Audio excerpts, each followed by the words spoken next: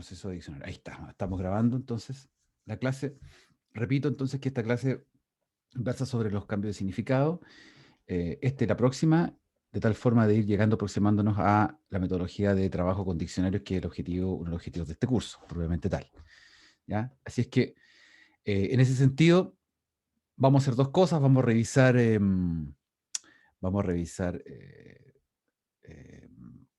la lengua funcional nuevamente, el cambio de significado dentro de la lengua funcional y el cambio de significado en tres características fundamentales. Pero antes de eso, quisiera retomar un poco lo que revisamos en la clase anterior, que tiene que ver con, si recuerdan, los tres modos de la realidad lingüística basados en el saber hablar.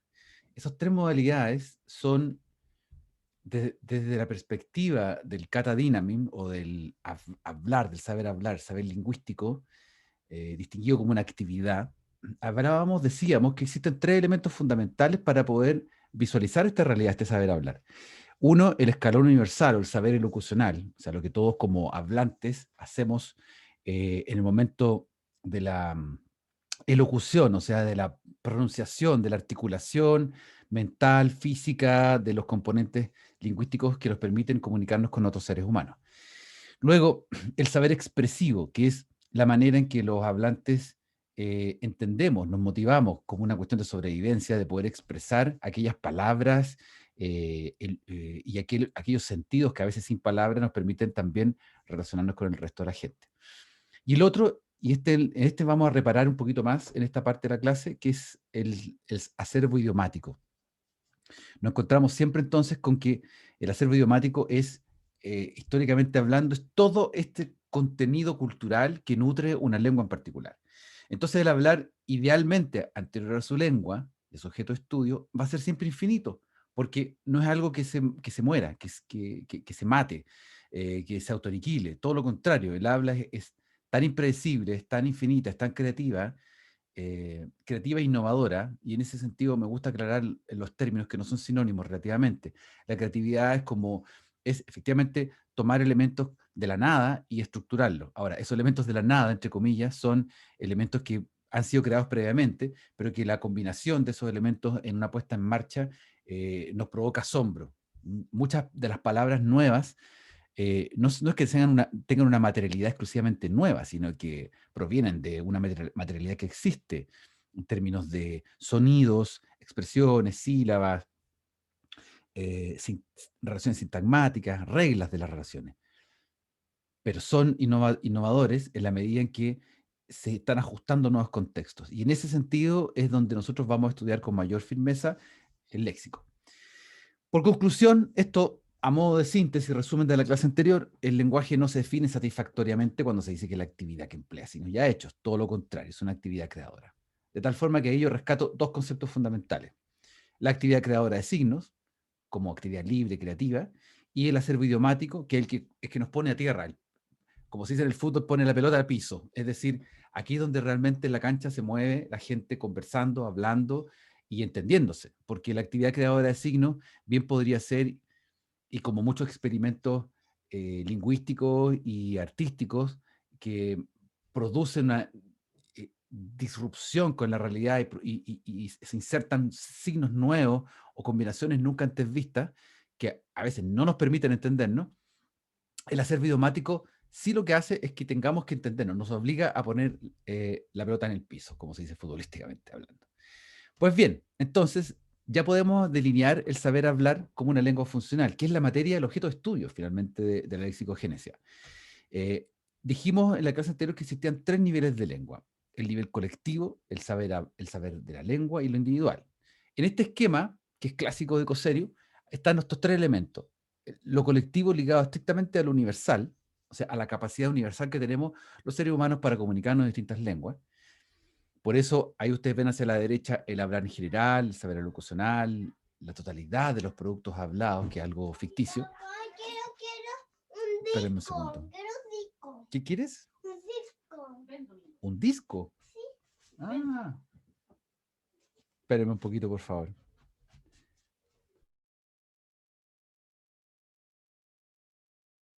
Ya, quería robarme unos discos. Continúo. El segundo elemento, el saber de la lengua, está ligado a lo histórico. Lo histórico es aquella dimensión, entonces, en que la lengua está concreta y es el saber idiomático propio de las lenguas. La lengua histórica, por naturaleza, antonomasia para nosotros, es la lengua española. Es imposible que ustedes puedan aprender lengua japonesa histórica o lengua inglesa histórica, porque esa lengua no existe. La única lengua que existe es aquella lengua concreta, aquella que se habla de la actividad misma por cada uno de los seres humanos. Es por eso que la dimensión individual es tan importante. Y es por eso que va a ser muy difícil que podamos llegar a conocer con propiedad ni siquiera nuestra lengua española hablada en 1630. Es difícil de llegar a ella. La única opción que tenemos para llegar, lo más cercano que tenemos para llegar a saber cómo se hablaba en 1640, 1650, es gracias a la literatura española de la época. No hay otro registro, no hay audio. Y eso es lo que provoca un gran desafío para los lingüistas que han tratado de armar una panorama histórica de la lengua.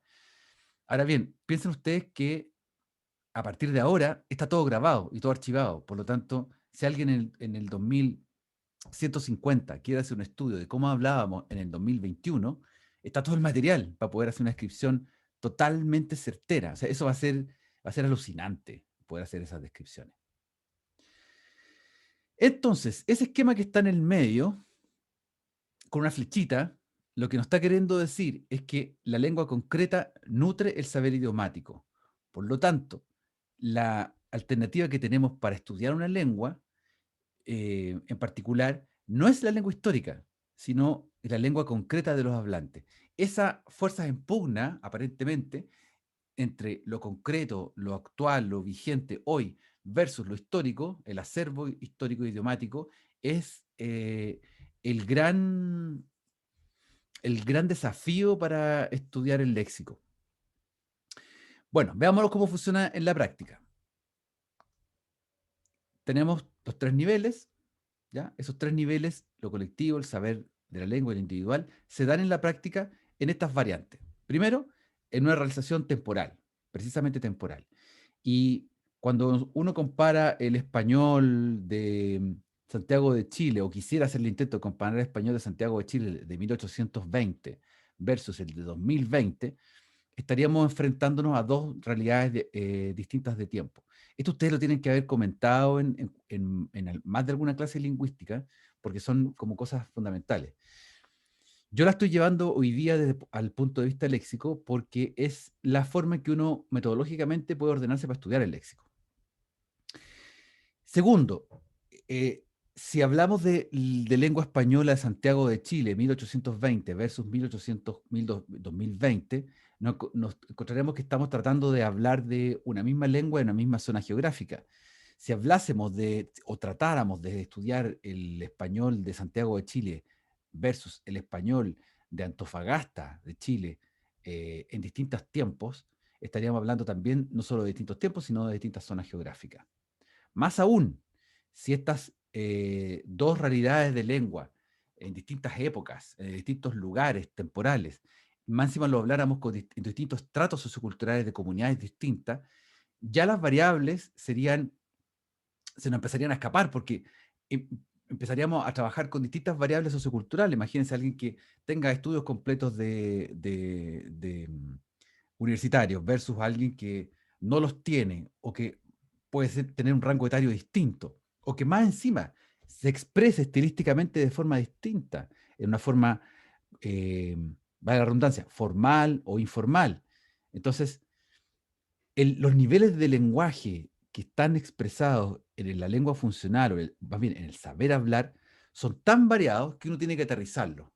Tiene que tomar solamente una consideración. Es por eso que la lengua funcional funciona, o opera, para decirlo de otra forma, opera siempre en una variante tiempo, en una variante zona, en una variante estrato y en una variante estilo. Ahí nos encontramos entonces con una lengua funcional como objeto de estudio. Comentarios, dudas. Pamela, ¿algún comentario? ¿Duda? Fernanda Yauquén. No, no tengo ¿No? ninguna duda. Que bastante ¿No? claro ¿Mi esto. comentario? Tampoco. ¿Se escucha bien? ¿Escucho bajito o no? Yo me escucho bajo. Yo ¿Ustedes se escucho escuchan bien. bien? ¿Me escuchan bien? Sí, se escucha bien, profe. Ya. No, tú te escuchas súper bien. Está como el micrófono aquí. Bien, entonces, veamos un ejemplo concreto. Cuando uno piensa en tiempo, variante de tiempo, supongamos, 1 de junio de 2021, hoy, ¿ya? Es una variante de tiempo por estudiar. Luego, podemos imaginarnos que salgamos Santiago, una variante de zona típica, específica, Osorno, Chile. Listo, tenemos una zona específica. Luego, tenemos una variante de estrato, culto, profesionales, o sea, un estrato culto de profesionales con los cuales, con los cuales vamos a conversar o generar una encuesta para poder ver de qué manera ocupan el léxico, de qué manera hay procesos de lexicogenesia en esos tipos de hablantes. Y pensemos que vamos a ir a buscarlo al lugar más espontáneo posible. O sea, la informalidad es el mejor lugar para encontrar variantes de lengua que sean, que se den en la práctica, que se creen incluso ahí mismo, o que estén validadas como palabras, expresiones que me entreguen algún carácter representativo de lo que se comenta, de lo que se conversa. Ya. ¿Cómo lo tendríamos que hacer? Bueno, tendríamos que aplicar una encuesta. Pues se puede hacer un focus group, se puede grabar con distintos temas. Ahora, focus group implicaría trabajar con una variable, digamos, una lengua funcional y unos objetivos de trabajo bastante grandes o a mediano plazo, de tal manera de plantear un proyecto de estudio, analizarlo y que estamos hablando en términos de meses, que pueden ser 6, 8 meses de trabajo para poder obtener un estudio serio, formal, acabado de una lengua en particular. Pero nosotros vamos a hacer esto y lo vamos a hacer más rápido. No tenemos 6, 8 meses, tenemos un mes y medio, no más que eso. Y en términos estrictos, el trabajo final seguramente lo vamos a realizar en 3 semanas, en un lapso de 3 semanas. Entonces tenemos que llegar a una metodología en que podamos hacer un estudio de esta naturaleza y que podamos generar los instrumentos como la encuesta lexicográfica para poder entender cómo esos hablantes están creando léxico, cuáles son las variantes con las cuales están trabajando hoy día. ¿Ya? Entonces, resumiendo, si tenemos este ejemplo concreto de una lengua funcional en la práctica, ¿no creen ustedes que podríamos agregarle algunos otros aditamentos, algún otro ingrediente que pudiésemos encontrar o identificar para poder ir de manera más precisa a esos hablantes en particular? ¿Qué se le ocurre? ¿Qué podríamos agregarle a eso? ¿Qué más podríamos estudiar? ¿Es suficiente decir, vamos a hablar con profesionales cultos en una conversación de café? ¿A quiénes vamos a ir a Eh, entrevistar? Todavía no tenemos claro. Podríamos agregar como rango etario, Ya, podríamos agregar rango etario, ¿sí? ¿Por qué te parece que rango etario podría ser importante? porque la forma de expresarse de jóvenes, incluso como entre diferencias 5 años, es bastante, se nota bastante.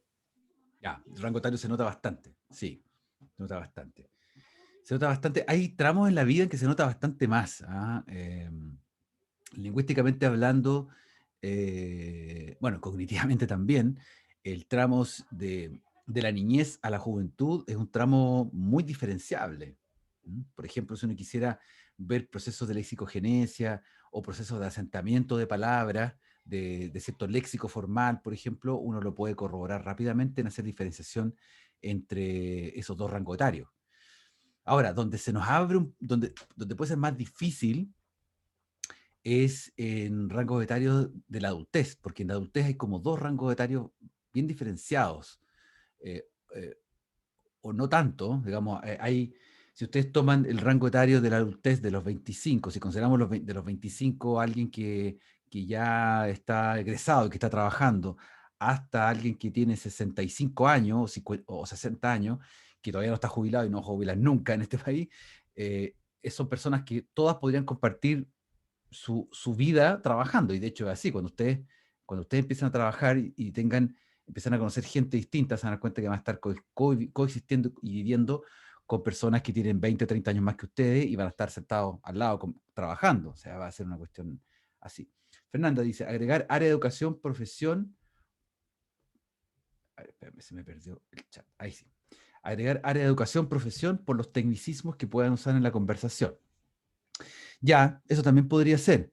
Pero ahí va a depender de lo que queremos hacer. Si queremos buscar tecnicismos propios de un área, o sea, como cuál es la jerga que ocupan los profesionales de, supongamos, que trabajan en informática, en su conversación de café, a lo mejor no lo vamos a encontrar ahí, lo vamos a encontrar en otro momento, en una reunión de trabajo, en una sesión de trabajo así formal, puede que encontremos algo que tenga que ver con aquello. Pero sí, es evidente, hay que agregar ese filtro también, o un tipo de filtro de ese tipo, como cuál es digamos, la variante estilo, técnico, formal técnico, por ejemplo, o informal técnico.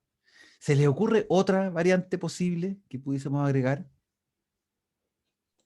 A mí se me ocurre como, no sé cómo decirlo, no sé cómo la palabra exacta, pero como el nivel que podrían tener en el trabajo, como por ejemplo, eh, no le voy a hablar de la misma forma a mi jefe que a un compañero de trabajo. Incluso si como que soy más nuevo en el trabajo, no le voy a hablar de la misma forma al jefe. No Claro. sé cómo se dice exactamente.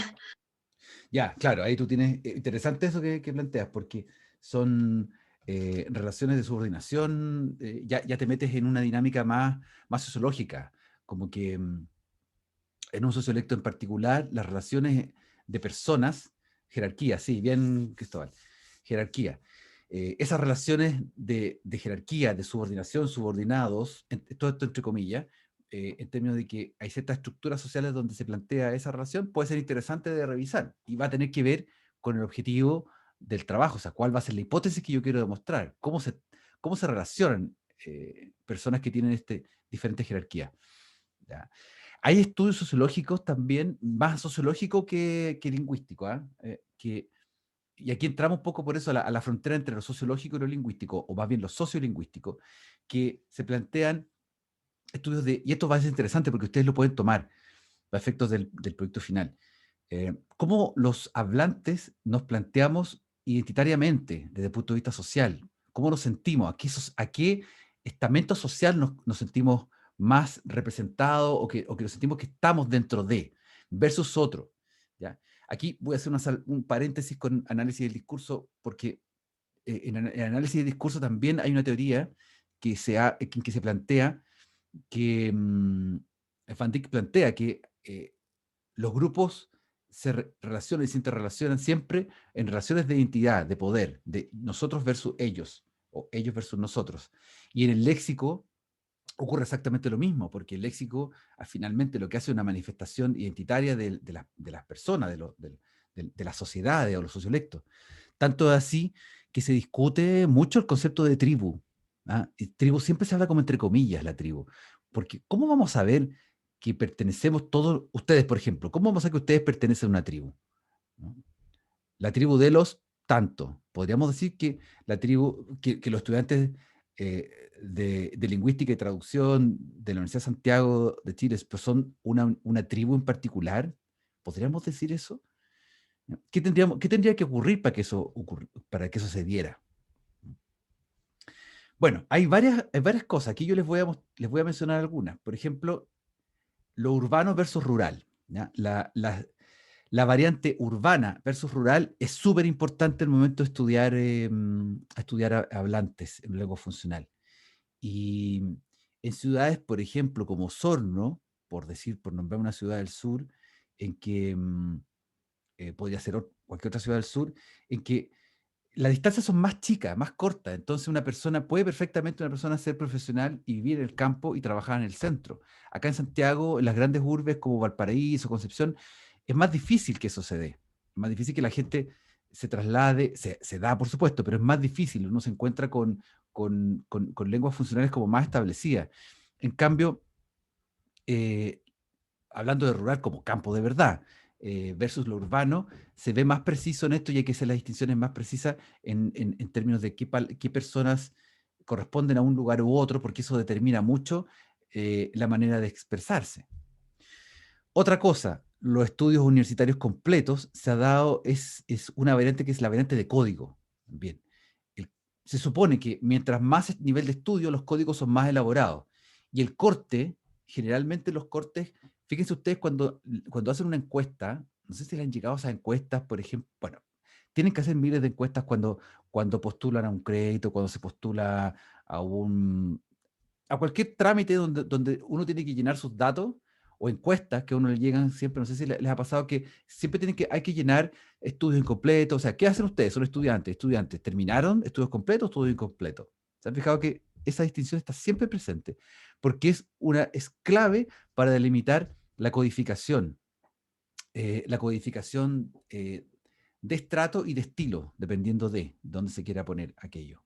¿Ya? Con estudios universitarios incompletos o sin existencia de estudios, post escuela, el código es no elaborado. Es como código no elaborado versus código elaborado. Es así de tajante cuando se trata de hacer estudios de corte sociolingüístico. ¿Ah? Alguien puede decir, es discriminador.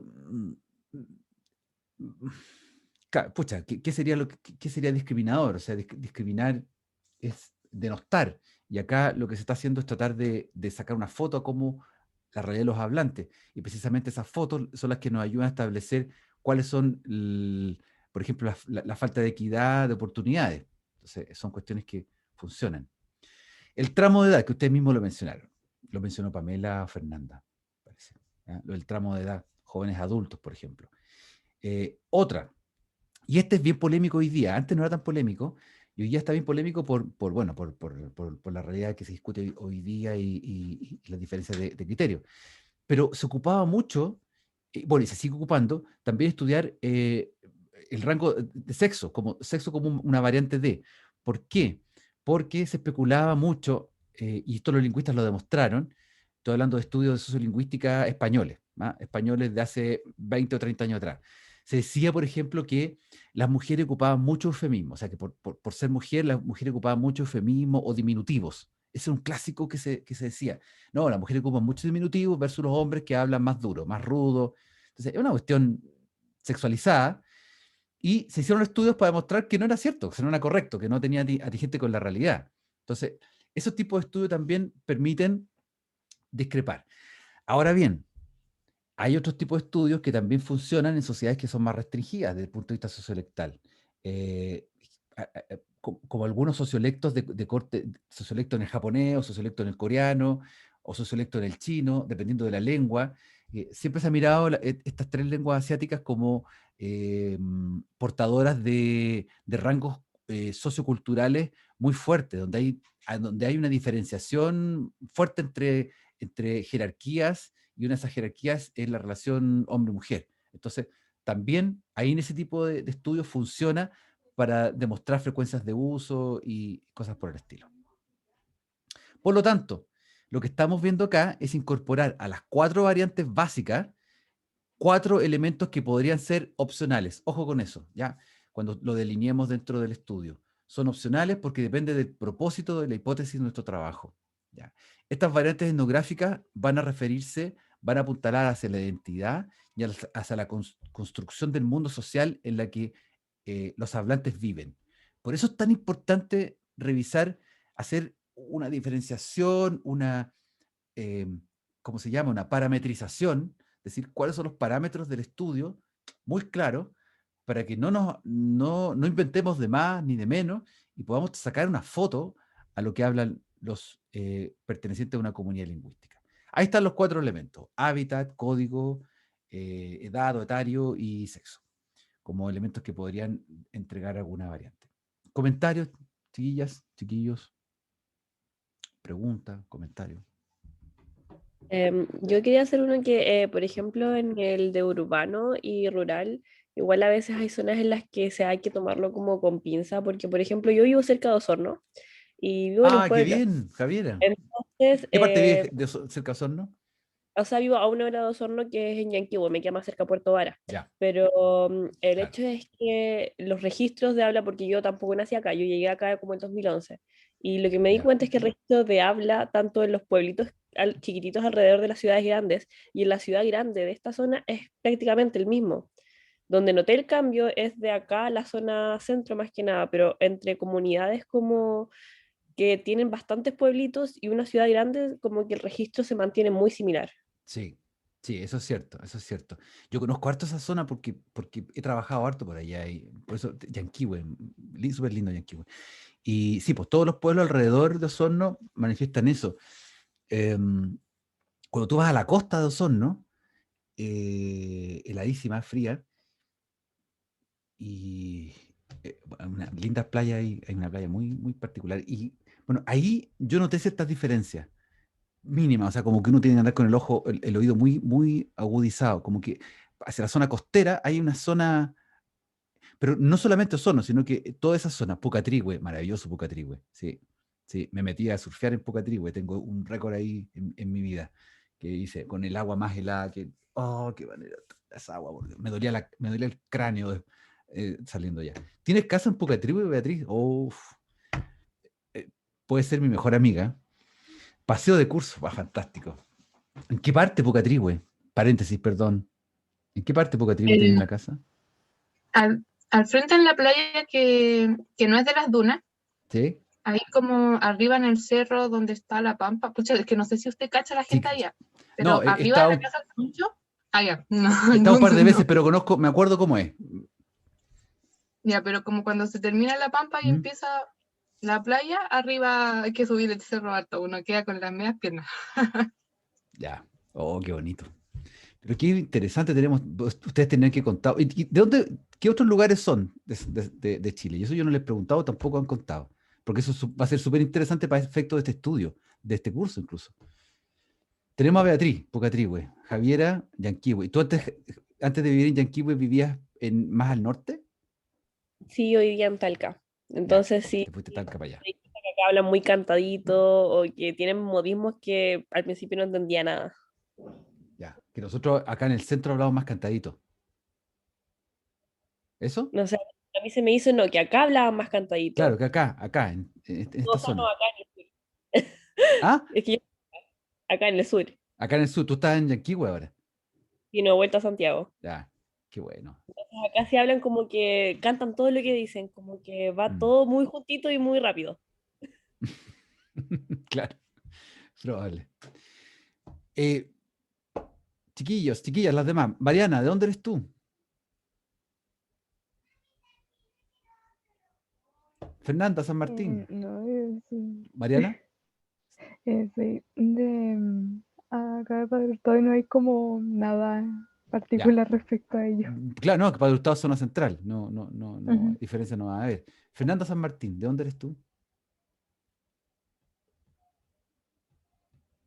Escribió que es de Santiago. Ah, no lo vi, no tengo chat, Santiago. Felipe. Ah, que está, a ver, Santiago Refome. Sí, fome que seamos de Santiago. Que fome que seamos de Santiago. No tenemos ninguna. Felipe, ¿tú? Sí, yo también soy de ¿También? Santiago. Fome. Santiaguino. Fome. Pamela. Yo soy de Porvenir, pero casi toda mi vida he estado acá en Rengo, sexta región, poco Ya. más abajo Rancagua. Por venir del sur-sur. Sí, frente a Punta Arenas. Wow. ¿Y te viniste cuándo? ¿A qué edad? No, cuando era chiquitita, es que mi Ah. mamá es de allá y yo nací allá. Pero acá lo que sale en la casa es una mezcla entre lo que se habla en el sur y lo que se habla acá en el centro.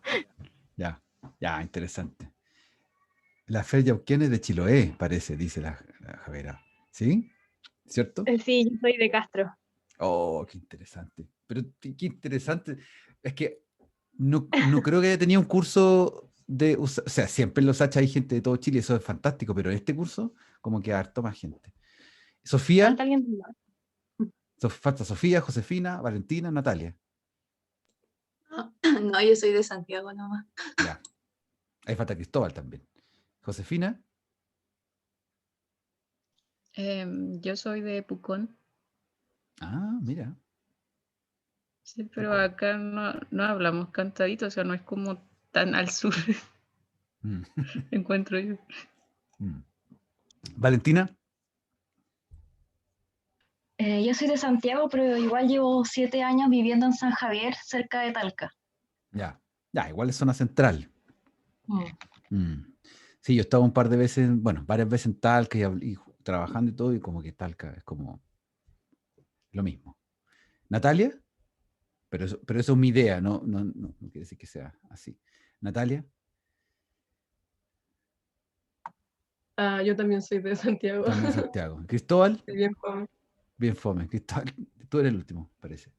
Yo vivo cerca de en Mayarauco, cerca de Talagante. Ya, ya. Bueno, pero santiaguino, que la gran metrópoli, la región metropolitana es una gran metrópoli y no hay distinciones. Pero eso está por verse. Está por verse, porque la lengua, como hemos estado conversando, la lengua muta, cambia, y eso habría que demostrarlo. Por eso son tan interesantes estos estudios que uno puede hacer y vamos a apuntalarle por allá. Beatriz, vamos, tendremos que conversar más adelante. Con qué lugar maravilloso que estás. Variedades funcionales. Ahí abajito les dejé un link para que en una página está explicado, hay un poco más de conversa sobre esto mismo, ¿ya? ¿Ya? Pero Beatriz no cree... Ya, después vamos a conversar más de Pucatribe, que es maravilloso. Práctica. En 48 horas se pudrió todo. Las primarias que tenían que ser nunca fueron. Ni Evelyn agarró cuota de general a la derecha. ¿Qué es eso? Ni Daniel quiso meter más gente al bote. Y la Concerta, que en paz descanse. La imagen de Maldonado solo en el CERVEL resume el estado de la situación. ¿Qué lengua funcional es esa? 1 minuto. Lancen los 4 elementos al menos de la lengua funcional. De acuerdo a ese léxico que está ahí. ¿Quién está hablando eso?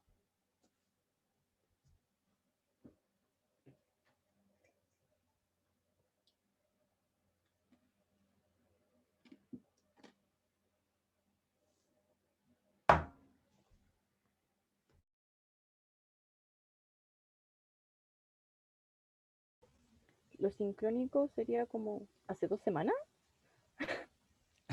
Claro. Lo sincrónico sería, el corte sincrónico sería hace 2 semanas, exactamente. Muy bien. Mayo de 2021. Por ahí por el... ¿Cuándo fue? 16. La semana No, de 20 y receso tanto. fue. La semana de receso, sí. Por ahí.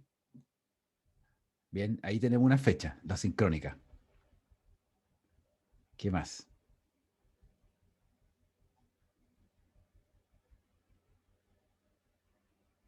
Variante diafásica formal. Variante diafásica formal. Ya. Ojo, si es diafásica serían dos fásicas, 2 estilos. Tiene que ser un estilo. Entonces es sinfásico. ¿Ya? La variante es sinfásica. Formal. Eso, Javiera. Claro. Y si es sinfásica formal, ¿qué tendría? ¿Quiénes serían los personajes que están hablando ahí? Zona urbana Santiago. ¿Ya? Sí, Santiago. Como que es capital, como que es central, como que es metropolitano. ¿Cierto? Podría ser, bueno, podría ser Santiago, podría ser Concepción, podría ser, no sé, Valparaíso, como que podría ser español de Chile, no lo sabemos, no sabemos con certeza si es Santiago, pero sí sabemos que es Santiago de Chile por la manera de expresar. ¿En qué podríamos entender que es Santiago de Chile? Es una persona de Santiago de Chile que está hablando, o más bien, que es lengua española de Chile. ¿En qué lo podemos apreciar? Lo de meter gente al bote. ¿Ya? Meter más gente al bote, podría ser una La expresión. Concerta. Según yo, la Concerta es muy... Eso, súper bien. Ahí hay un rasgo léxico importante, ese acortamiento de concertación a concerta, solo lo puede entender un chileno. No es algo que exista panhispánicamente hablando, ¿ya? La concerta es propiamente chileno, tal vez la palabra más chilena que hay ahí de todas, en este caso, en este fragmento. Por lo tanto, ya sabemos que es chileno, es español de Chile, que es metropolitano, que tiene que ver con política, ¿cierto? Cristóbal, tú dices la forma de expresarse. ¿Qué otra cosa más hay de expresión que nos permitiría identificarlo como que ya tenemos que es sincrónico un tiempo, mayos de Santiago de Chile, Mayo de Chile, metropolitano, lugar también, tiempo y lugar, sintrático, sintópico, sinfásico y sinstrático. Nos faltaría el estrato y el estilo. El estilo, Javiera decía que es formal. ¿Es formal netamente? Yo creo que es más informal Más porque informal. como que en el estilo formal no se acortarían palabras. Exactamente, sí. Más bien es que Mm. informal. Claro, es informal porque se acortan palabras. Además, se mete entre medio un dicho como meter más gente al bote. Es un dicho, una metáfora. Entonces, en la formalidad uno no usa eso, lo diría de otra forma. Se está jugando con un lenguaje más informal. Y nos faltaría claro, Fernanda San Martín dice formal por las expresiones. Y nos faltaría el estilo. Como que, perdón, el estrato. ¿Qué estrato sería? ¿Culto, inculto? Culto. Es más culto, ¿cierto? Es más culto. ¿En qué está lo culto?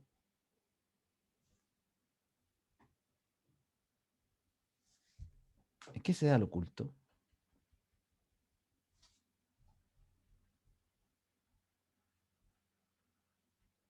Está difícil de definir, pero no sé, como en el conocimiento de las cosas, como del tema del que se está hablando. Claro, como el conocimiento de las cosas. Como que esto tiene que haber una persona instruida, con algún grado de instrucción, por ejemplo, en la cotidianidad política de Chile, en la forma de referirse tan rápidamente a ciertos conceptos como primarias, concerta, cuotas de poder, juicios, evaluaciones sobre gente, personas, partidos, y graficándolo con una imagen de contingencia política, como fue esto de Maldonado solo en el CERVEL, que no sé si vieron ustedes esa imagen, que era como la expresión más perdido que el teniente Bello. Bueno, como que a ese nivel está hoy día más solo que Maldonado en el CERVEL, el presidente del Partido Radical. Bien patético, el tipo fue solo a inscribir su firma, su candidatura, y como no llegó nadie, no se Pobrecito. pudo inscribir. Así como bien patetiquito fue la cosa. Entonces, como que ya la broma política es que más solo que Maldonado en el CERVEL es casi al nivel de un refrán ya criollo. Ya, bueno, hay un ejercicio rápido. ¿Se fijan? Uno puede tomar cualquier cosa, cualquier enunciado, cualquier saber elocucional de alguien, de algún hablante, y le puede sacar una foto inmediatamente, quién es, de dónde está hablando. Bueno, no sabemos tanto, pero sí podemos saber los 4 elementos que ustedes plantearon. No podríamos saber qué edad tiene, si pertenece a algún partido político. No, hay cosas que no podemos llegar más allá, tenemos solamente que verlas ahí nomás. Pero ya nos sirve. Bien. Ahora les lanzo a ustedes el turno. Enuncien, piensen en una lengua funcional, con las 4 variantes que acabamos de ver. ¿Ya? Recuerden las 4 variantes: tiempo, espacio, estrato, estilo. Una lengua funcional con esos 4 elementos. ¿Cuál podría ser?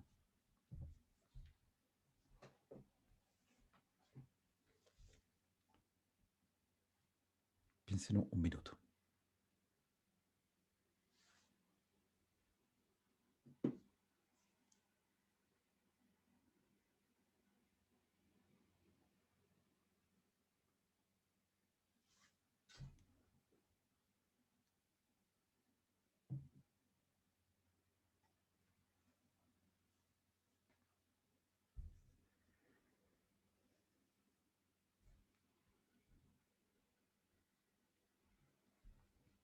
¿Se imaginan una lengua funcional?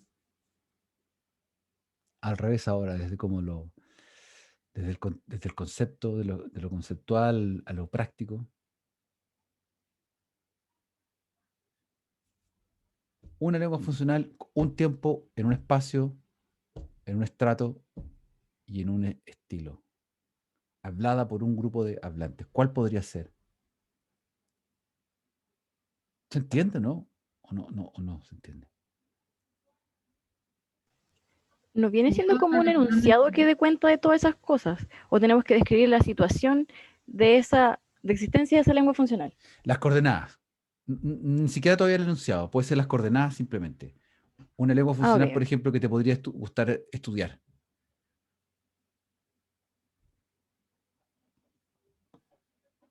Que es la formulación que uno hace de una lengua funcional. Se fijan que anteriormente, voy a volver atrás. Anteriormente dijimos esto. Una variante de lengua, una variante de tiempo, de zona, de estrato, de estilo. Ahí está, el ejemplo que aparece ahí en pantalla, arriba.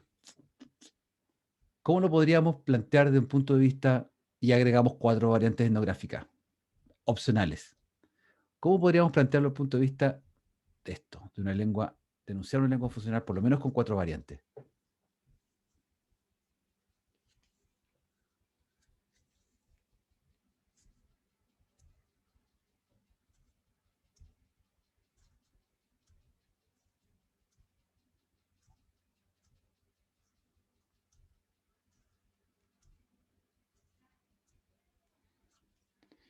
Por ejemplo,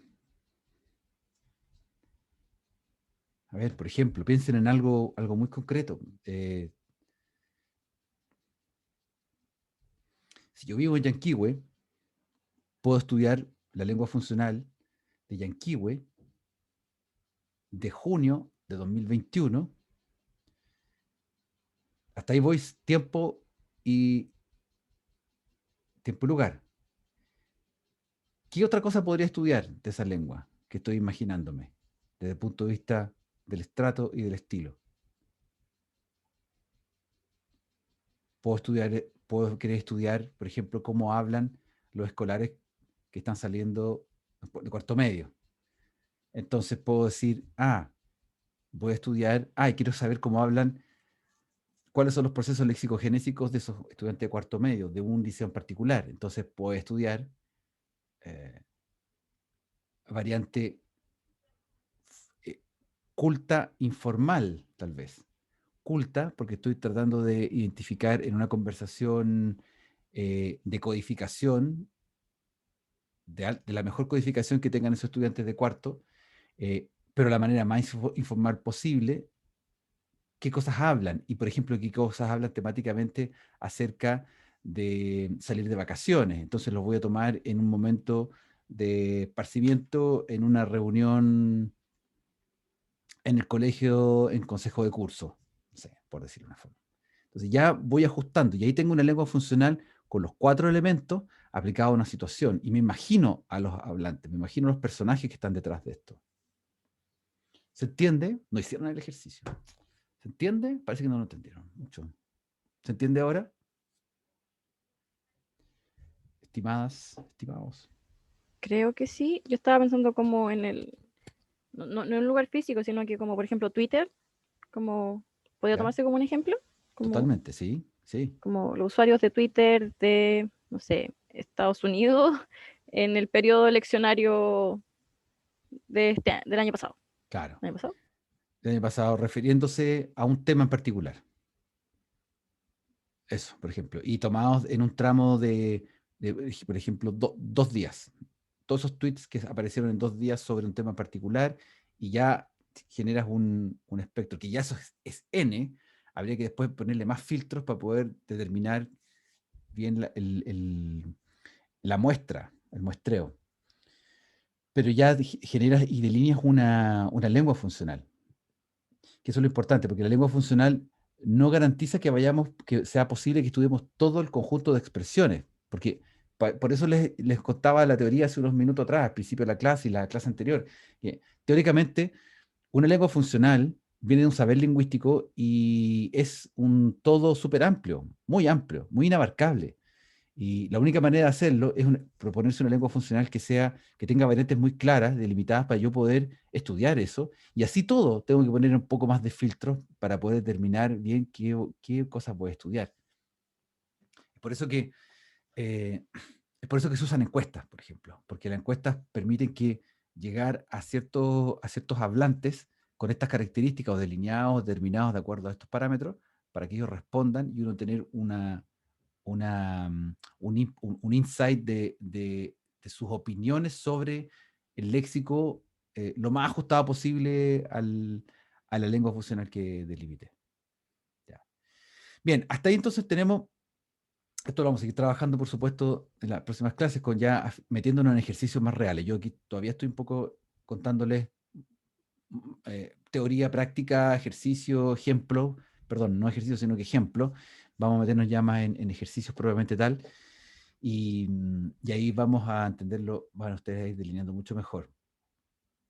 Lo otro que, la segunda parte de la clase, que fue el final de la clase, ya los últimos 10 minutos, les voy a dejar acá algunos elementos que para que ustedes lo lean en la presentación, que tiene que ver con el cambio de significado de un par de elementos que son fundamentales, lo que se llaman los cultismos. ¿Ya? Los cultismos son las palabras, parte del léxico que se incorpora dentro de la lógica de la evolución de las palabras latinas a la lengua patrimonial, a las palabras patrimoniales, y tiene que ver con el cambio diacrónico. ¿Ya? Ahí les dejo un esquema ejemplificador muy rápido para que ustedes vean la relación que existe entre la palabra latina propiamente tal, la palabra patrimonial, que es aquella palabra que realmente evolucionó en el tiempo. Se fijan en el caso de catedram, evoluciona a cadera, pero si cátedra se mantiene como cultismo, significa otra cosa. ¿Ya? El caso, por ejemplo, de regla, regulam, reja, regla. O sea, los cultismos son un poco engañosos porque lo que hacen es, permiten que haya una coexistencia de un término latino propiamente tal, que está con la fonética del español, por decirlo de una manera simple, y por otro lado está la palabra evolucionada. Entonces, son como dos estados temporales que coexisten. Y es también súper bonito porque nos encontramos como las reglas fonológicas están permanentemente, en un caso, lexías que respetamos tal cual fueron manifestadas desde el latín y otras que las hemos evolucionado y corresponden a las reglas clásicas de la evolución fonética fonológica. Ya.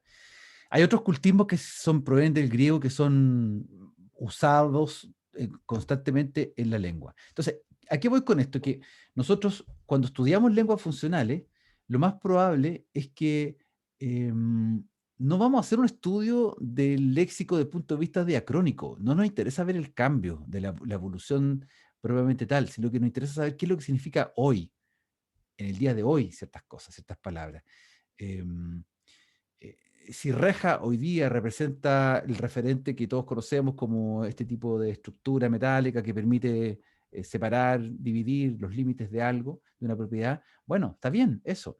Pero si reja hoy día además significa otra cosa, eso nos interesa más que ir hacia el otro lado. Esto también es bien interesante porque los préstamos, y de hecho esto es lo que tiene más velocidad, porque los préstamos léxicos son todas aquellas palabras que en traducción son objeto de estudio y materia de trabajo todo el tiempo. En el caso de nuestro léxico acervo lingüístico del español, tenemos un montón de palabras latinas que están dando vuelta y que entraron y quedaron ahí instaladas para siempre.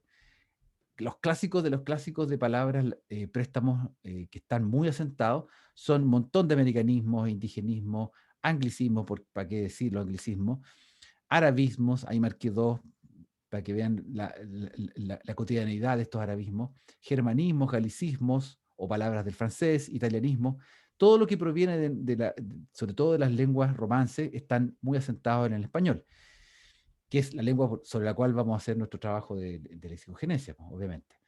Fuentes españolas, propiamente fuentes de la península ibérica, el catalán, el gallego, el portugués, el vasco, también son lenguas que han incorporado su acervo a la lengua española. Y hay nuevas fuentes, pues el chino, el coreano, el japonés, el ruso, el sueco, el islandés. ¿Hay nuevas fuentes? Efectivamente, tenemos préstamos léxicos de esas lenguas en particular, que hoy día están las tres primeras, en mayor o menor, bueno, la primera, el chino, es la lengua más popular del mundo, más hablada, con mayor cantidad de millones de habitantes, de hablantes, El coreano, que ha tenido mucha aceptación gracias a la masividad del K-pop y toda la cultura coreana envolvente, sobre todo por el aspecto tecnológico, que ha sobrepasado de manera eh, persistente, constante y abrumadora a las expresiones tecnológicas norteamericanas. El japonés, que tuvo un momento de auge fundamental en los 80 y los 90, cuando reinventan la manera de producción y hay modelos de producción industrial que los japoneses, el caso de Toyota y sus modelos que exportaron esa inteligencia hasta el día de hoy. El Kanban son maneras de... El Kanban, otro préstamo. El Kanban es una metodología de trabajo, de pegar post-it para poder trabajar en producción. Bueno, el ruso está acelerándose la entrada, tal vez las lenguas nórdicas, el sueco, los que le gustan, los que cultivan la cultura nórdica, escandinava, de la mitología y todo el death metal y todas esas tendencias, ahí se van a encontrar con muchos préstamos. El islandés es una lengua súper popular ahora que está muy taquillera, vende muchos tickets el islandés, en el sentido de que de un momento a otro todo el mundo quiso viajar a Islandia. Antes de la pandemia, para viajar a Islandia, si ustedes querían ir a Reykjavik a conocer la ciudad, tenían que reservar un avión como con 2 años de anticipación, porque estaban todos los vuelos ultra copados, todo el mundo quería ir a Islandia. En fin, es posible... Ay, ahí me faltó se me ocurrió un numerito. ¿Existen préstamos al español de estas lenguas? ¿Ya? Les voy a pedir que, como una pequeña tarea para la próxima clase, listen algunas palabras que ustedes encuentren que son préstamos de alguna de esas lenguas. No forzadamente, sino que den una vuelta, investiguen. A lo mejor ustedes tienen algunas palabras ya en uso o que conocen. Esa va a ser la primera tarea, ¿ya? Listen esas palabras, piénsenlas, revísenlas. Ahí está el chino, sí. Me faltaba el chino. Y lo otro es que, lo segundo, los ejemplos de préstamos que encontraste. ¿Puedes ubicarlo en una lengua funcional? No funcional, funcional. Esas son las 2 tareas cortitas de trabajo para próxima sesión. ¿Alguna pregunta, comentario? Sí, profe. Diga. Podemos incluir como nombres de comida, porque eso es lo más, lo que más se usa como préstamo. Totalmente, sí. Porque una investigación abierta. O sea, veamos si esas palabras que nosotros creemos que son préstamos existen en nuestra lengua, primero. Y segundo, ¿en qué contexto están? O sea, ¿podríamos ubicarlo en alguna lengua funcional? Si tenemos una palabra que es un plato de comida, entonces, claro, está en una lengua funcional gastronómica, de restaurante, tal vez de ciertos comensales, de cierta cultura japonesa ligada en torno a la comida japonesa. Y eso no quiere decir que tenga yo saber hablar japonés para poder saber conocerme el nombre del plato. Okay. ¿Ya? Eso, traten de darle una vuelta y ubicar si estos préstamos existen. ¿Ya? Y ya bien la próxima semana nos metemos de lleno a los procesos de cambio de significado más cotidianos, más habituales, y vamos a ver también el asunto de los prototipos, prototipo con posicionalidad, que es una cosa que está pendiente en esta parte de la unidad. Y ya con eso tenemos el material base de apoyo para entrar a trabajar con los diccionarios, que es el siguiente paso. Bien, llegamos hasta acá hoy día. Que tengan una buena tarde, pásenlo muy bien. Igualmente, profe, que esté muy bien. Que estén muy bien. Nos vemos. Chao. Chao, chao. Profesor, gracias. Chao, chao.